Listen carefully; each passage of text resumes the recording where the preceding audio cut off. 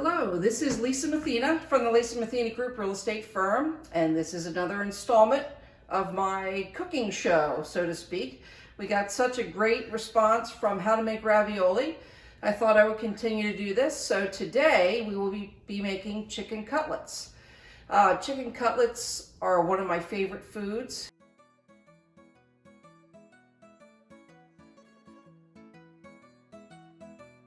It takes a little time to make them, but they're fairly easy to make. So first you use boneless chicken breast, which I have here. And you can either buy them like this. I always trim all the fat and excess stuff off that you don't want to eat.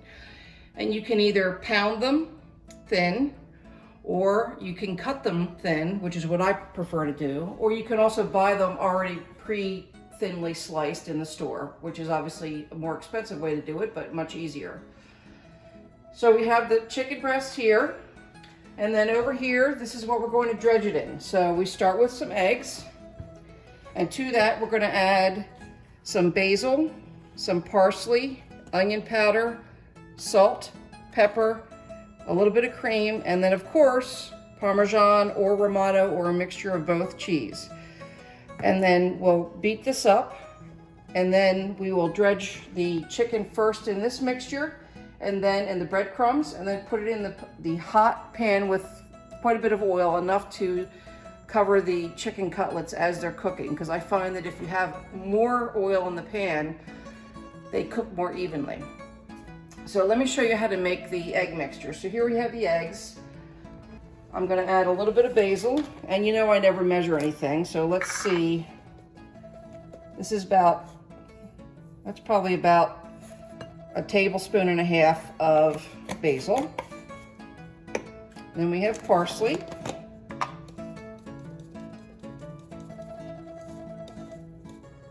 About the same. Then we have onion powder. I'd say a teaspoon of the onion powder. This is three eggs, by the way. You may have to make more eggs depending on how many chicken breasts you're making. And if you run out of the dredging, the egg dredge, you can always make more during the time you're cooking. A little bit of salt, and don't be afraid to use salt. I'd say this is about a teaspoon and a half,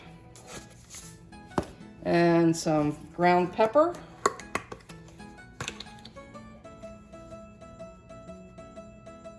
Say about a teaspoon of that. And then of course we have to have the cheese. And this, in my opinion, is what really helps make the chicken cutlet. So I'm going to add 2 heaping tablespoons of cheese. And then I always add a little bit of, this is actually half and half. You can use milk, you can use cream, but I find that I like half and half the best. But any will work. I'd say it's probably about a 1/4 cup, maybe a little bit less, of the cream. And then you just beat this up.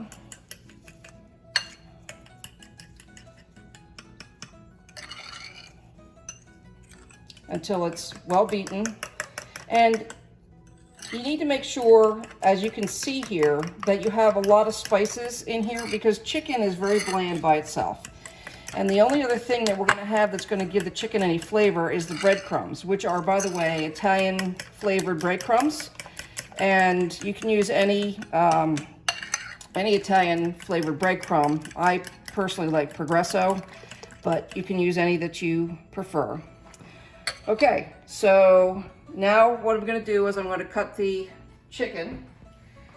So I have to do a preliminary warning. Be careful when you're doing this, because you can easily cut yourself. But I like very thin chicken cutlets. In my opinion, the thinner the better. So what I do is I take the chicken, I put my hand flat on the top, and then I slowly do this. You have to be very careful, though, that you don't cut your hand. And there's the first piece. And then you do this until you have all the chicken cut.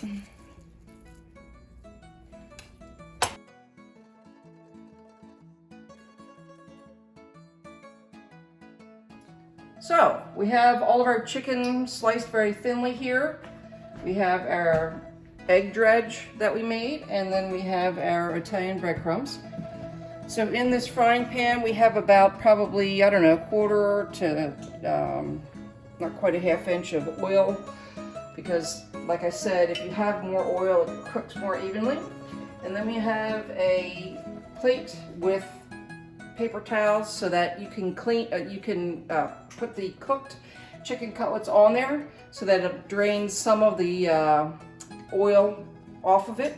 And then after we're done with that, what we'll do is I'll put it here and let it sit for a minute or two, take them off, and then put them on a cookie sheet, and then put the cookie sheet in the oven on low so they stay warm while I'm cooking the rest of them. So make sure your oil is very hot. It has to be hot before you put the chicken cutlets in, otherwise the chicken cutlets will absorb the oil. So you dredge the chicken in here and take it, put it in the breadcrumbs.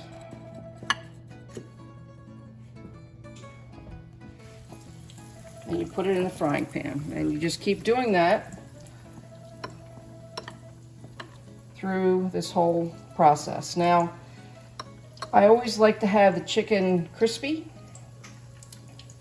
but you have to be careful that you don't overcook the chicken, because then it will be a little tough. And it doesn't take long in oil at a high temperature to cook. It's very easy to do. It's just a little labor intensive, but who doesn't like chicken cutlets? You can also do this with veal. I don't eat veal, but it's the same preparation for veal that it is for chicken.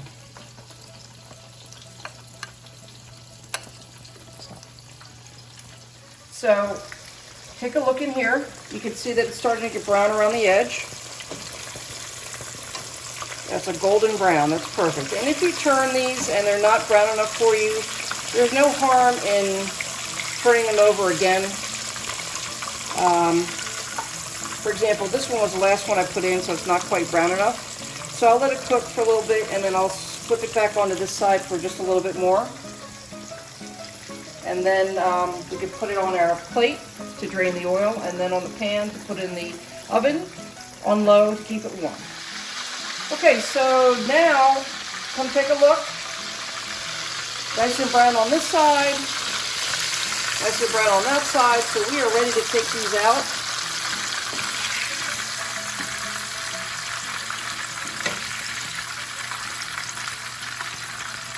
This is the one that needs a little bit more time, but not much. And we'll let these sit on here for a few minutes so that the oil will be whipped away to a certain degree. So here is the product of our labor. Beautifully browned, crispy chicken cutlets.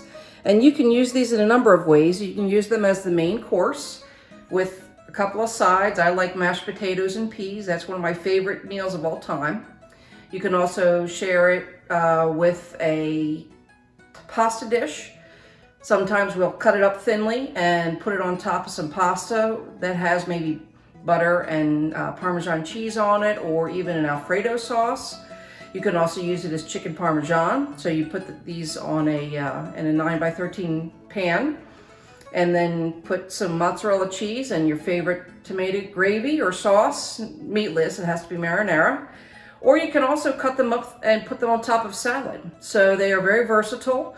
We like them cold or hot, and I hope you enjoy them too.